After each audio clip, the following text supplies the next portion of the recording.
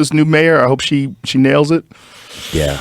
Hopefully she does something about Hopefully. it. But it does cost a lot to live in California these days. It's crazy. It would be great if it went to a good thing. Like if it cost a lot, but everyone was taken care of. They dealt with the homeless situation. They dealt with the crime. They dealt with the poverty. They dealt with all the bullshit. But that doesn't seem to be the case. It's not it. I mean, so cannabis, we know, generates California a huge amount of capital, right? And where did it go? Where does it go? Right? Where does it go? They don't ever tell you where it goes, but I could tell you there's a bridge up there on 6th Street. Had to get the money from somewhere, right? Yeah. Well, cannabis, I mean, what is the amount that cannabis is generating for California? It's got to be enormous. Yeah, it was for a time. For a time? It's not anymore? It goes up and down. You know, in the pandemic, oddly enough, people had a lot of money to spend because of the checks and stuff like that. But now the checks have run out and they got less money to spend. So, you know, it's always a roller coaster ride as it relates to what sales will be. There it is right there. Yeah.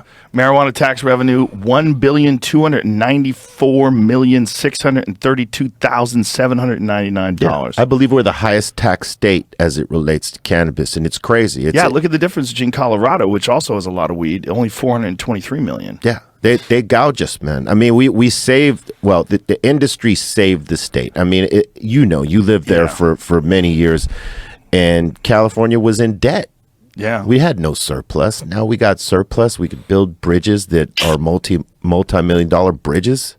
I had Mariana Van Zeller on the podcast from that television show Trafficked. I don't know if you've seen that show. It's a great show on the National Geographic. It's Crazy. Like, she's boots on the ground journalist. She goes into the jungle where the cocaine manufacturers are. She went to the Congo for dealing with people that are trafficking in the great apes. Wild show. Yeah. Wild shit. But she was talking about one of the problems with California is it's so difficult to get a license to sell weed regularly that the illegal sales of weed are up way more than regular. So they're not getting taxed on that because they made it difficult for people. Yeah. The people that operate legally are the ones getting tapped the hardest because you got to pay for all these regulations and all these fees and the taxation, whether you're in the cultivation aspect of it or you're the retail manufacturer, distribution, any of it, man. I mean, it's the taxation to operate is high, and the taxes on the consumer as well. So when you have that factored in, and you got these guys that are trapping, as they call it, right, black market style, they're making all the money, and the state isn't really doing anything about that, and they make it hard to get a license for people who might actually be able to navigate the business, but it's just so many hoops you got to jump through, man. So much regulation. Yeah. It's unfortunate, but at least it's legal now. Yes. I mean, I remember in 2016 when it became legal, we were in the middle of a podcast. Yeah. We're doing the End of the World podcast during the election live at the Comedy Store, and then it came out that marijuana passed and it's legal. Yeah. And everybody cheered. It was amazing. The whole place went, yeah. But it's just crazy that legally, like federally, it's illegal. Yeah. It's still Schedule 1.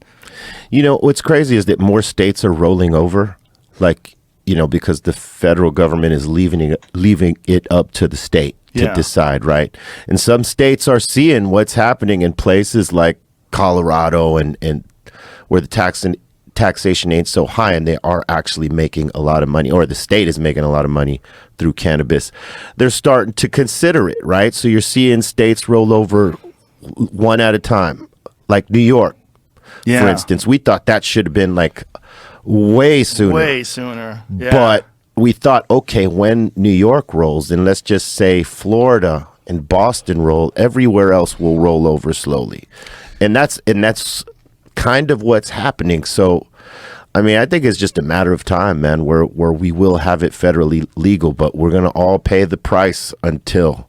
Yeah, then mushrooms. Mushrooms got to make its way through. Oh, man, they got to make it. You know, what's crazy is the studies that they've been coming up with as of late, like how they've been using microdose and moderate dose to treat people with depression and anxiety and all the other business. You know what I mean? And you know, some therapists are talking about how they're actually using microdoses to help people, like, let's just say that they had some sort of ailment, like migraines, for instance, right? They say that they can disconnect whatever that is and rewire, you know, the whatever it is causing the migraines to stop them. Yeah, we're the worst dudes to be talking about neurochemistry. Yeah, we are.